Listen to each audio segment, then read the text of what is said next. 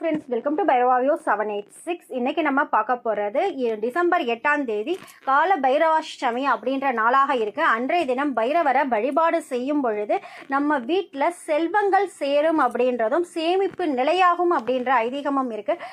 பைரவருடைய வழிபாடுகள் என்னென்ன இருக்கு அப்படின்றத நிறைய வீடியோ கொடுத்துருக்கேன். பைரவா அப்படின்ற பிளேலிஸ்ட்டுமே கிரியேட் பண்ணியிருக்கேன். நீங்கள் அதை செக் பண்ணி பார்க்கலாம். இறை தேடுற நம்ம இந்த இறைவனையும் பைரவாவியோ 786 மூலியமாக இணைந்து தேடுவோம் வாங்க. பைரவர் அப்படின்னு சொல்லிட்டு எடுத்துக்கிட்டா சிவாலயங்கள்ல அவருடைய தனி சந்நிதி இருக்கிறது நமக்கு தெரியும். ஆனா ஸ்வர்ணாகர்ஷ்ண பைரவர் உருவமாக இருக்கக்கூடியது ஒரு சில ஆலயங்கள்ல மட்டும்தான் இருக்கு. அது என்ன அப்படின்றத நீங்க தெரிஞ்சுக்கணும் அப்படின்னா நீங்க கமெண்ட் பாக்ஸ்ல கமெண்ட் பண்ணுங்க. உங்களுக்கு அதற்கான தனியா வீடியோ கொடுக்குறேன். ஏன்னா ஸ்வர்ணாகர்ஷ்ண பைரவரை வழிபாடு செய்யும் பொழுது நமக்கு ஸ்வர்ண ஆக்கர்ஷணம் ஏற்படும் அப்படின்றது. ஸ்வர்ண ஆக்கர்ஷணம் அப்படின்னா ஸ்வர்ணத்தை ஆக்கர்ஷணம் பண்ணக்கூடிய அட்ராக்ட் பண்ணக்கூடிய வழிகளை இந்த பைரவர் ஏற்படுத்தி கொடுப்பாரு அப்படின்றது தான் இதற்கான ஐதீகம். இது ஸ்வர்ணாகர்ஷ்ண பைரவரை நேரடியாக நம்ம வழிபாடு பண்ணும் பொழுது பலன்கள் ரொம்ப ரொம்ப அதிகமாக இருக்கு. இன்னைக்கு இது வரைக்கும் யாருமே சொல்லாத ஒரு முக்கியமான தகவலை நம்ம இந்த வீடியோல பார்க்க போறோம். என்ன அப்படின்னு சொல்லிட்டு பார்த்தா, திருப்பதி பெருமாள் அப்படின்னாலே செல்வ சிறப்புக்கு அடையாளமாக திகழார். நம்ம திருப்பதியில அவ்வளவு ஜெயஜெயன் கூட்டம் இருக்கு அப்படின்னா அதற்கு முக்கியமான காரணம் அங்க இருக்கக்கூடிய இறைவனை தரிசிச்சா நமக்கு செல்வம் சேரும் அப்படின்றதுக்கு. அதற்கு இன்னொரு முக்கியமான காரணமும் இருக்கு. அந்த பெருமாளுடைய கையில இருக்கக்கூடிய அந்த சக்கரம் என்ன அப்படின்னு சொல்லிட்டு பார்த்தா, அந்த சக்கரத்தை ஸ்வர்ணாகர்ஷ்ண சக்கரம் அப்படின்னு சொல்லிட்டு நம்ம சொல்றோம். ஏன்னா அந்த சக்கரத்தை பெருமாள் கையில ஏந்தி இருக்கக்கூடிய காரணத்தால தான் அங்க பொன்னும் பொருளும் குவியுது அப்படின்ற சாஸ்திரங்களும் நமக்கு சொல்லப்பட்டிருக்கு. இந்த ஸ்வர்ணாகர்ஷ்ண சக்கரம் அந்த இடத்துல இருக்கும் பொழுது அங்க செல்வ சிறப்புகள் அதிகமாக ஏற்படுத்திக்கிட்டே தான் இருக்கும்.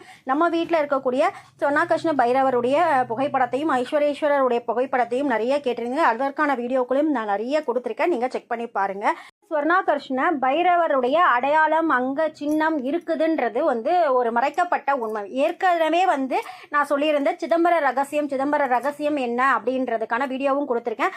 அங்கேயும் மறைமுகமாக ஸ்வர்ணாகர்ஷ்ண பைரவருடைய வழிபாடுகள் நடக்குது அப்படின்றது அதற்கான வீடியோ ஏற்கனவே கொடுத்துருக்கேன். அதையும் நீங்க செக் பண்ணி பார்க்கலாம். அதோடைய ஷார்ட்டா என்னன்றது இந்த வீடியோல சொல்லிடுறேன். நடராஜருடைய இடது புறமாக ஒரு ஸ்வர்ணாகர்ஷ்ண பைரவருடைய விக்கிரகம் இருக்கு. அங்க முன்னொரு காலத்துல இறுதியாக எல்லா பூஜையும் முடிஞ்சதுக்கு அப்புறம் சாவியை பைரவர் கிட்ட வைக்கிறது தான் சிவன் ஆலயத்தில் இருக்கக்கூடிய ஐதீகம்.